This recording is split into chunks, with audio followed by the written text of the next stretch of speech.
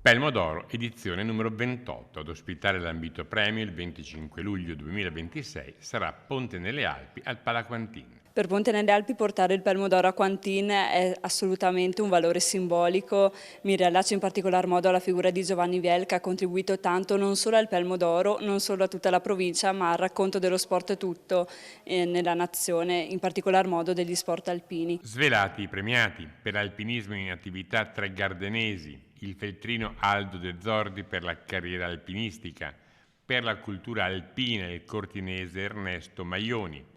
I tre premi speciali sono stati assegnati a Goretta attraverso Casarotto, quello intitolato a Giuliano De Marchi, nei 40 anni dalla morte in Himalaya del marito Renato Casarotto, al Falcadino Vittorio Fenti, quello Dolomiti UNESCO, a Primo Riccardo Bernardi per una vita da pilota del SUEM a Pieve di Cadore, il premio speciale istituito dalla provincia di Belluno. Persone che arrivano dai nostri territori contermini come il Trentino Alto Adige, ma anche da fuori. Questa è un po' la missione che ci siamo dati anche come giuria, di cercare di valorizzare il nostro territorio anche con persone, premiando persone che vengono da fuori provincia. Novità irripetibile di questa 28ª edizione sarà il riconoscimento che verrà conferito nel corso della cerimonia a tutti gli atleti bellunesi, medagliati e non, che hanno partecipato alle Olimpiadi e Paralimpiadi invernali di Milano Cortina.